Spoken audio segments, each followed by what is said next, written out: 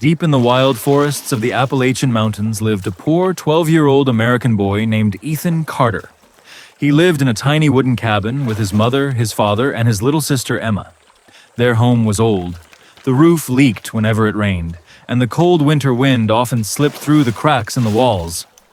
The Carter family had very little money. Ethan's father had once worked in a small lumber mill, but after a serious accident, he could no longer do heavy work. His mother earned only a few dollars by sewing old clothes for neighbors. Every day was a struggle. Still, one thing never disappeared from their home: love. Every morning, before the sun painted the sky with golden colors, Ethan quietly woke up.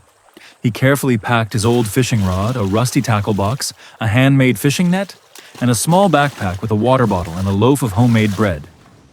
His mother would softly smile. "Be careful, Ethan." "I will, Mom," he always replied. As birds welcomed the sunrise with beautiful songs, Ethan walked through the peaceful forest. Deer quietly crossed the trails. Rabbits jumped through the grass. Squirrels climbed tall oak trees. Morning fog floated over the river like soft white clouds. After nearly an hour of walking, Ethan reached Crystal River, a clean mountain river surrounded by giant pine trees. This river was his hope.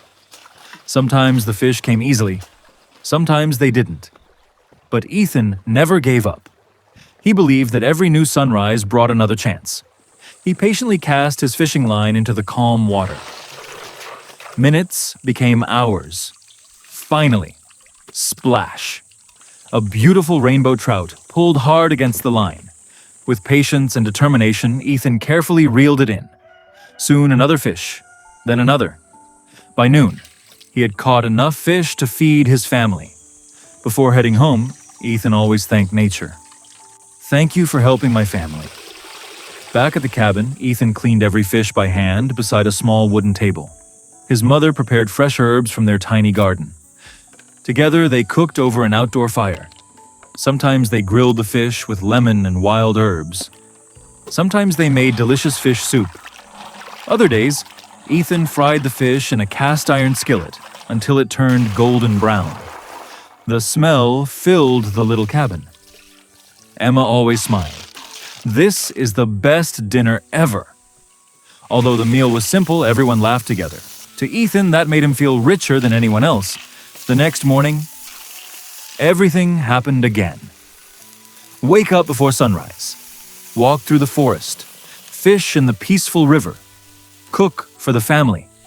Day after day. Week after week. Season after season. Spring brought colorful flowers. Summer filled the forest with green life. Autumn covered the ground with red and orange leaves. Winter froze the river's edges with sparkling ice. No matter the weather, Ethan never stopped. One rainy morning, while fishing, Ethan noticed an old man sitting quietly beside the river. The man wore a faded green jacket and carried an expensive camera. He watched Ethan fish for several hours. Finally, he asked, "Why do you work so hard every day?" Ethan smiled. "My family depends on me." The old man introduced himself. "My name is William Brooks. I'm a wildlife photographer."